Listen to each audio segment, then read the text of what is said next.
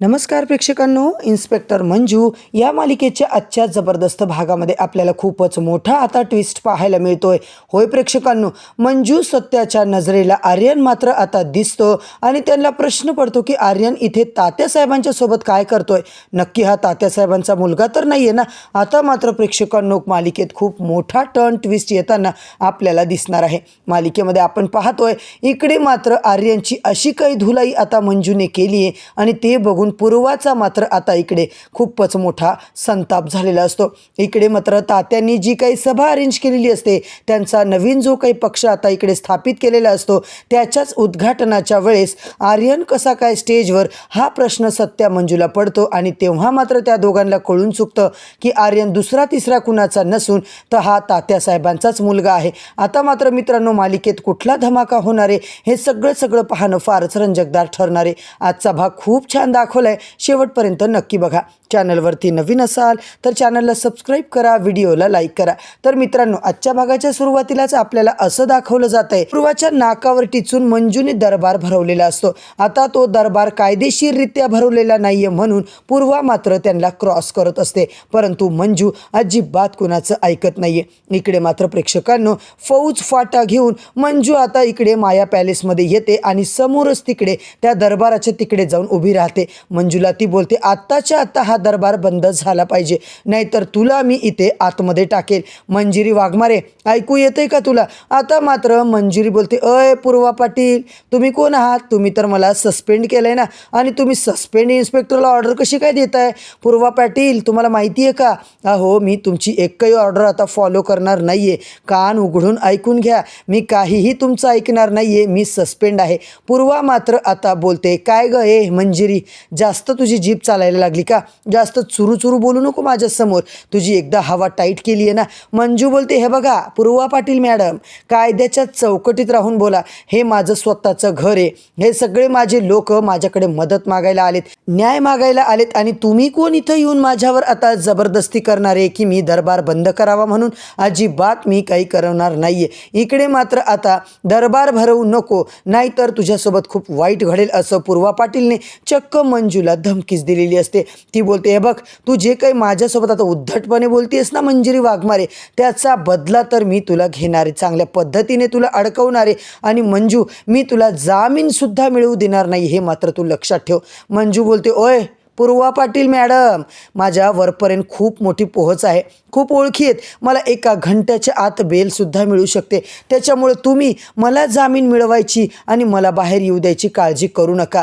आणि इकडे पूर्वा मात्र आता चिडते, मंजू तू जरा जास्तच बोलतेस, असं तुला वाटत नाही आहे का गं? आता मात्र मंजू बोलते, मी जास्त नाही हो, मी आता बेसिकच बोलते. अजून तुम्ही जास्त बोलायला सुरुवात केलेलीच नाही आहे ना. तुम्ही माझ्या घरात घुसून मला उद्धटपणे बोलताय ते चालतं, आणि आता इकडे तुम्ही सरळ इथून निघायचं, नाहीतर धक्के मारून मी तुम्हाला घराच्या बाहेर काढील. स्वतःचा अपमान करायचा नसेल तर तुम्ही आत्ताच्या आत्ता इथून निघून जा. असं जेव्हा मंजू बोलते प्रेक्षकांनो, पूर्वा पाटील तर हक्की बक्की राहते. तिला धक्काच बसतो, तिला खूप आता संताप आलेला असतो. ती काहीच बोलत नाही आणि तिकडून तिचा फौज फाटा घेऊन मात्र निघून जाते. सगळे लोक मात्र मंजूच्या नावाने घोषणा देत असतात, मंजूच्या नावाने नारेबाजी करत असतात, आणि इकडे मात्र मंजूने जो काही न्याय मिळवण्यासाठी, लोकांना न्याय देण्यासाठी दरबार भरवलाय, आणि तिकडे मात्र एक माणूस येतो. मंजूने त्याला चांगलं आता समजावून सांगितलेलं असतं, याच्यानंतर जर घरामध्ये वेडवाकडं वागण्याचा प्रयत्न केला तर तुला चांगलं झडकून मोकळं करेल. तुझ्या आई बाबाला तू अजिबात आश्रमात ठेवायचा विचारही करायचा नाही, त्यांना आपल्या स्वतःच्या घरात राहू द्यायचं, आणि पुन्हा जर माझ्याकडे तुझी कंप्लेंट आली तर मात्र माझ्या इतकी वाईट मीच असणार आहे, हे तू लक्षात ठेव. आणि त्याला प्रेक्षकांनो चक्क चापकाचे फटके देते. मंडळी, इकडे मात्र आपण पाहतोय सपनीने हे सगळं आता मंजूचा अवतार बघितलेला असतो, आणि धावत पळत आता ती मायाकडे जाते आणि बोलते, मम्मी साहेब, अहो काय चाललंय, काय धमाका करते ती मंजिरी, बघा ना. मम्मी बोलते, सपने, तुला मी आता काय सांगितलं, स्पष्ट बोल बरं, मला तू काय सांगते, काय निरोप घेऊन येते ना, ते कळतच नाहीये. सपनी बोलते, मम्मी साहेब, अहो सत्याच्या नावावर आता या मंजूनेच इकडे दरबार भरवलाय, कळते का तुम्हाला? आमच्या जाऊबाई तिकडे कायदा चालवत आहेत, न्याय द्यायला बसल्यात, न्याय अधिकारी बनल्यात त्या.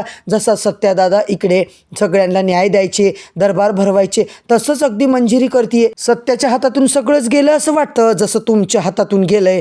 सपना मात्र असा टॉन्ट मारते मम्मी साहेबांना आणि इकडे मात्र माया जाते आणि बोलते, सत्या अरे काय चाललंय हे, घराच्या पुढे काय गोंधळ लावलाय तुम्ही सगळ्यांनी मिळून? आता मात्र इकडे तू जरा बाजूला ये, मला ना महत्त्वाचं तुला बोलायचे. सत्या बोलतो, मम्मी साहेब मला अजिबात काही बोलायचं नाहीये, इथे काय बोलायचं तर बोल. तुला काय ग, तुला काय त्रास होतोय? सत्या मात्र आता इकडे बाजूला ये, मला तुला बोलायचे. सत्या मात्र स्वतःच्या आईवर खूप चिडतो. इकडे मात्र माया त्याला बोलायला लागते, अरे हा दरबार तू भरवायचास ना, मग तुझी खुर्ची त्या मूर्ख बाईला, त्या नेबळटला का दिली तू? तिला एवढे अधिकार द्यायची काय गरज होती? आज 4 लोक तुझा मान सन्मान डावळून ती स्वतः मान घ्यायला बसली की काय? सत्या बोलतो, हे बघ मम्मी, मी तिला बसवले कारण तुझ्या मुलाकडे अजिबात तसे काही अधिकार नाही आहेत. खरं तर आता वाघमारेच इकडे योग्य आहेत सगळ्यांना न्याय देण्यासाठी. वाघमारे हे काम खूप चांगल्या पद्धतीने, चोख पद्धतीने करू शकणार आणि फायनली त्या एक इन्स्पेक्टर आहेत. मी जर त्या खुर्चीवर बसवून सगळा कारभार चालवायचा प्रयत्न केला तर मात्र ती तुमची लाडकी पूर्वा पाटील आहे ना, जिच्याशी हात मिळवणी तुम्ही केली आहे, ती मला जेलमध्ये टाकते. म्हणूनच मी हा दरबार भरवायचा आता पुढाकार घेत नाहीये आणि हा दरबार भरवायचा अधिकार फक्त आता वाघमारेंना आहे. कारण वाघमारे ज्या पद्धतीने आता काम करतायत ना, ते मात्र तुझ्याही डोळ्यात खुपतंय मम्मी, मला दिसून पडतंय.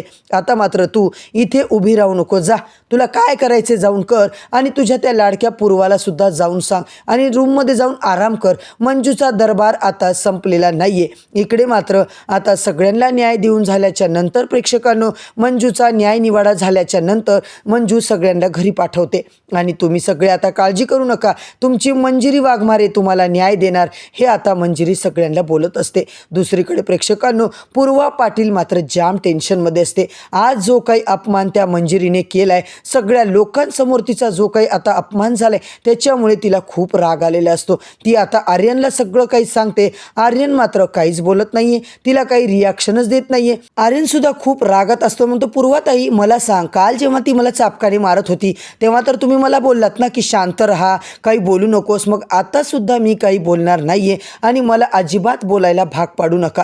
इकडे मात्र पूर्वाला काहीच समजत नाहीये. डॅडी साहेब आपण आता काय करायचं, मला तर काही सुचत नाहीये. तेव्हा तात्या मात्र म्हणतात, हे बघ पूर्वा, हे बघ बाळा बबडे, तू शांत बस, शांत डोक्याने विचार कर, काही नाही काही मार्ग आपल्याला नक्की सापडेल. दुसरीकडे प्रेक्षकांनो, माया पॅलेसमध्ये आपण पाहतोय मंजू सत्या रूममध्ये असतात. मंजूला आता सत्या चक्क उचलून गोल गोल फिरवायला लागतो. मंजू बोलते, सत्या काय चाललंय तुझं? आणि सत्या मात्र प्रेक्षकांनो भलताच रोमॅन्टिक मूडमध्ये आलेला असतो. त्या दोघांचे खूप सारे रोमॅन्टिक आता क्षण आपल्याला दाखवले जातात. इकडे मात्र जेव्हा तुम्ही दरबार भरवत होतात ना वाघमारे, मी एक सारखं तुमच्याकडे बघत होतो. सगळे लोक आता तुमच्याकडे कौतुकाने पाहत होते. फक्त मम्मी, सपनी आणि ती पूर्वा पाटील मात्र तुमच्यावर आग पाखडत होत्या. तुमच्याकडे बघून त्यांचा जळफळाट होत होता. इकडे माया, सपना या दोघींचं मात्र जे काही चाललंय ना मित्रांनो, सगळं आता सत्याला कळून चुकतं.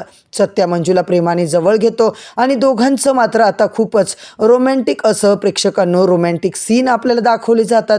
आणि दुसरीकडे तात्यासाहेबांची मदत घ्यायची असं मात्र सपनी आणि मायाने ठरवलेलं असतं. आता या दोघी मिळून काय नेमकं कारस्थान करणार आणि सत्या मंजिरीची फजिती करण्याचा प्रयत्न करणार, हे आपल्याला पाहायला मिळणार आहे. इकडे आपण पाहतोय तात्या मात्र आता सत्याच्या घरी जाणारे आणि आपण इकडे मात्र आता काय करणार, नवीन जो काही पक्ष आपण स्थापन केलाय त्याच्या उद्घाटनाच्या इन्व्हिटेशनसाठी सत्याच्या घरी जाऊन मला आमंत्रण द्यायचे. सत्या डायरेक्ट आता सत्यजितच्या घरी जातो आणि सत्यजित आणि ते मंजू जेव्हा जेवणाला बसलेले असतात, तात्या डायरेक्ट त्यांच्या बाजूला जाऊन जेवायला बसतात.